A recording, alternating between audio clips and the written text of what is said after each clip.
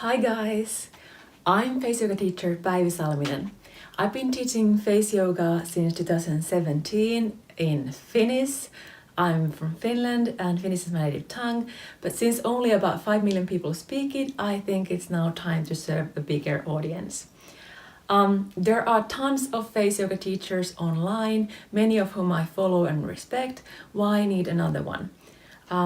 What I find is that many face yoga teachers don't tell you why you should actually do the exercises and how they work. I don't know if it's just us Finns, we tend to be quite scientific, or if it's just me, but I need to know why something works to be motivated to do it. All right. By the way, I know that when you see a new face yoga teacher, many of you will first Google how old is she. I will save you trouble. I'm turning 40 in a few months. I've never had any work done. I don't wear a lot of makeup. I never have any filters on my videos. So what you see is what you get. In our face, we have two types of muscles. We have overworking muscles and muscles that are lazy. This division comes from face yoga teacher Koko Hayashi. Much respect. One perfect example is our frontalis muscle, the forehead muscle. And as you can see when you watch my videos, my frontalis muscle is overly active. It used to be a lot worse. I've been paying more and more attention to this in the last, let's say, 16 months. I'm trying to keep my forehead still when I speak, but I still struggle with it as I used to move my eyebrows around a lot when I spoke. Why I'm trying to now maintain my forehead in place is that as I started nearing 40, I started to get wrinkles and they would have soon been permanent. Also, what a lot of people do is that we keep our eyes open with the help of the frontalis muscle. So when I tell someone to open their eyes wide, what they do is they actually wrinkle their frontalis muscle to achieve that. I'm going to show you an exercise that I did daily, especially in the beginning, to stop from using my forehead too much. This exercise is from Danielle Collins' yoga teacher, face yoga teacher training, which I attended, and it's called the owl. You take your fingers and press them on your face as sort of owl glasses.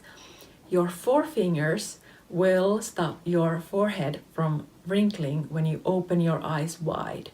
Wide, wide, wide, like a deer in headlights.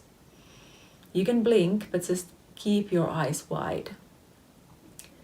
And then make sure that your forehead doesn't wrinkle. What you are doing here is you're telling your frontalis muscle to stay relaxed even when your eyes are open wide.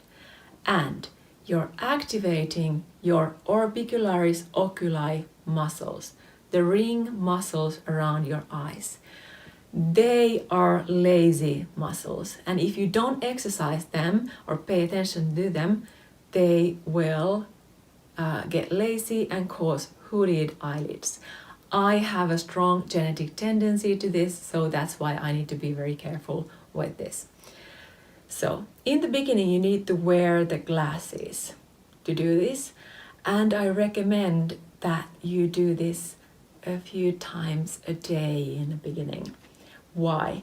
Because you're trying to learn a new posture for your face.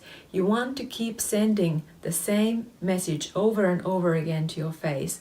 I want to keep my eyes open without wrinkling my forehead. And to achieve this quicker, you need to do this several times a day, just for a minute or so. If you can find the time to do this several times a day, at least do it daily. Perhaps in the evening when you open the TV or something, for the first 5 minutes, just look at the screen like this. I think this is the perfectly appropriate expression to watch TV these days.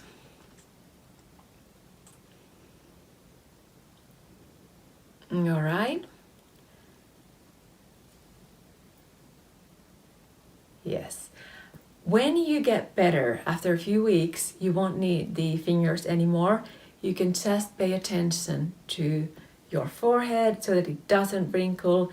Maybe use a finger there, another there to stop your forehead from wrinkling when you open your eyes wide. So this will activate the orbicularis oculi muscles, keeping your eyes nice and beautiful and open. You won't get hooded eyelids. Your eyebrows will stay in a beautiful shape. Now, as I said, I've been struggling to keep my forehead in place. Why don't I just take Botox? Well, that is of course the easiest way right now, but that's something that you need to commit to for the rest of your life, and it will be expensive. Botox relaxes your forehead so that you're not able to wrinkle your frontalis muscle. That's what you want to achieve, right? But if your orbicularis oculi muscles are not strong, what happens when your forehead relaxes is this. You get hooded eyelids because your orbicularis oculi muscles are not strong enough to maintain the open eyes, okay? Also, when you have Botox, you can move your forehead all you want, or you can try, but it won't move. No wrinkles will be caused. But you can move it so much without consequences that you will start to move it even more. And then after 4 months, 5 months, when the Botox wears off, if you don't go for another shot right away, your forehead will be wrinkled as something.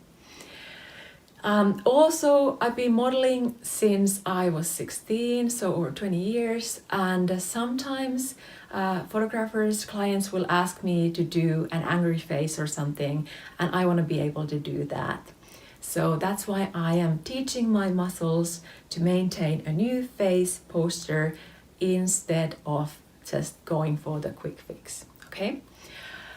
In my next video, I'm going to tell you a bit about the theory of smiling, which muscles we should use, which muscles we shouldn't use, so stay tuned for that one.